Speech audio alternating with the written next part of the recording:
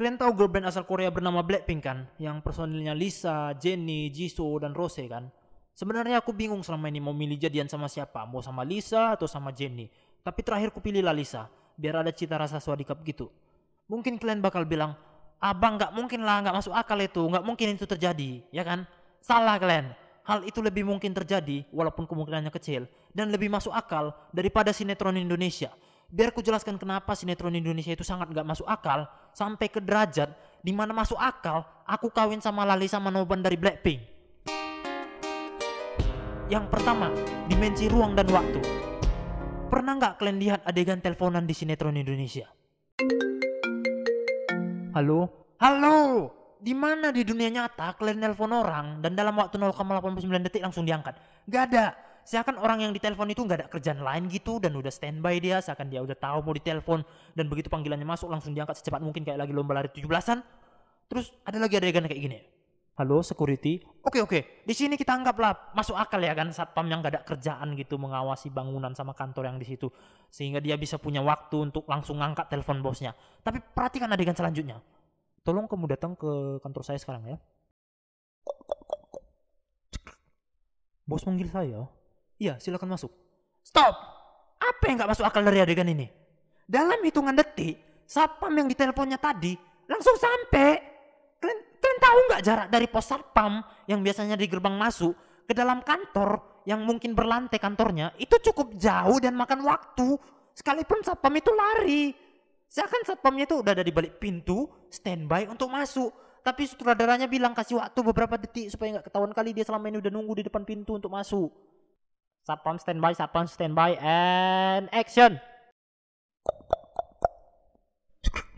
Bos manggil saya. Oke, cut, sempurna. Pak sutradara, bukannya nggak masuk akal adegan tadi, saya cuma butuh waktu 5 detik loh setelah ditelepon untuk sampai ke ruangan kantornya. Entah dibuat kayak adegan lain gitu untuk ngulur waktu gitu.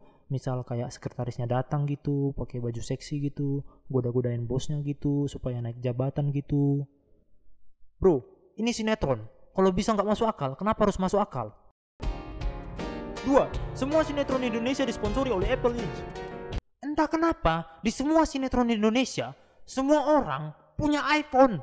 Bahkan yang miskin sekalipun. Kenapa bilang? Setiap nelpon, pasti ringtone-nya kayak gini.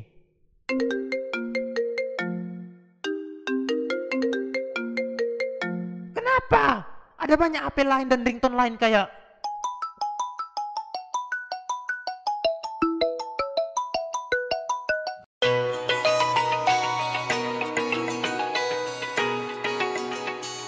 atau kalau mau pakai soundtrack kan Asia loh. Red brodong. 3.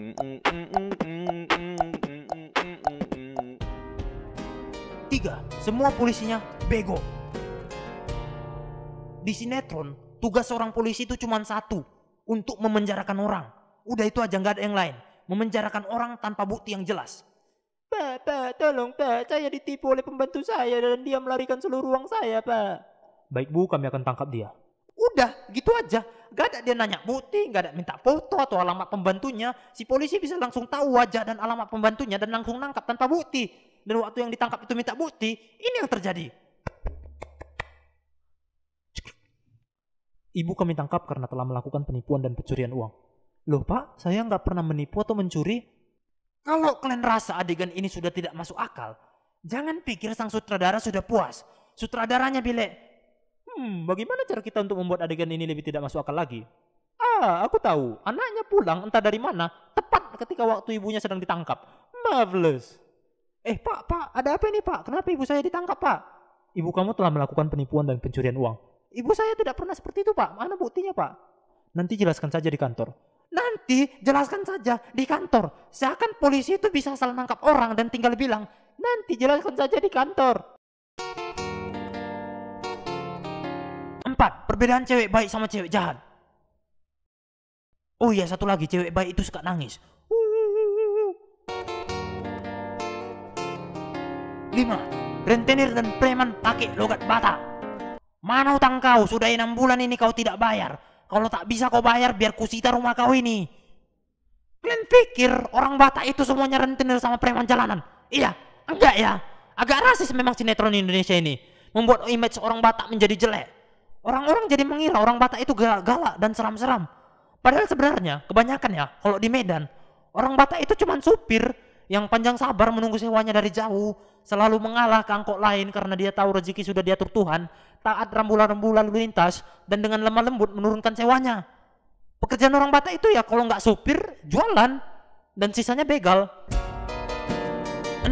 Pemikiran yang harus didengarkan oleh penonton, aka narasi penjelasan. Tanyakan ini pada diri kalian. Bagaimana cara membuat suatu video lebih panjang tapi tanpa harus pusing memikirkan adegan baru? Narasi penjelasan. Sutradaranya belek. Oke, mari kita ceritakan kepada penonton apa yang sedang terjadi agar mereka mengerti apa yang sedang terjadi, walaupun apa yang sedang terjadi itu sudah sangat jelas sedang terjadi. Karena bagi kami para sutradara sinetron Indonesia, penonton itu agak bego, jadi butuh penjelasan. Wah, ada makanan nih. Kalau aku makan nanti, aku bakal kenyang.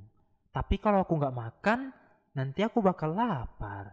Aduh, gimana ini ya? Makan aja deh. Tunggu dulu. Nanti aku jadi kenyang kalau aku makan.